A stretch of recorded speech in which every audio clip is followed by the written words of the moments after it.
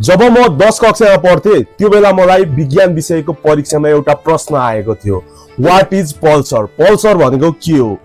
त्यो बेला म लगायत सारा कक्षाले एउटै जवाफ लेख्यो, जुन तपाईहरुले सोचिरहनु भएको छ, अफ कोर्स पल्सर बाइक। तर विज्ञानमा पल्सरको अर्थ हुन्छ अर्कै, जुन यो बजाज कम्पनीले पनि त्यही विज्ञानको पल्सरसँग विशेषता मिल्ने भएको कारणले गर्दाखेरि आफ्नो बाइकको नाम पल्सर राखेको हो।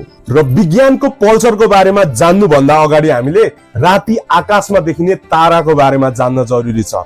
राति आकाशमा देखिने तारा हाम्रो सूर्य भन्दा सयौं हजारौं गुणा ठूलोदेखि सानोसम्म हुन सक्छ। जब यी ठूला ताराहरूको केन्द्रमा रहेको इन्धन यानी कि हाइड्रोजन र हिलियम सकिन्छ, तब गुरुत्व आकर्षणको कारणले गर्दाखेरि उनीहरू आफै भित्र खुम्चिन्छन् र त्यहाँ एउटा ठूलो विस्फोट हुन्छ, जसलाई चाहिँ हामी सुपरनोभा भन्छौं। विस्फोटपछि ताराको बाहिरी भाग अन्तरिक्षमा छरिएर जान्छ र भित्री भाग अत्याधिक चापको कारणले गर्दाखेरि एउटा न्यूट्रल स्टारमा परिणत हुन्छ। यही न्यूट्रल स्टार जब तीव्र गतिमा घुम्दै रेडिएसनहरू फाल्न थाल्छ, तब त्यसलाई पल्सर भनेर भनिन्छ।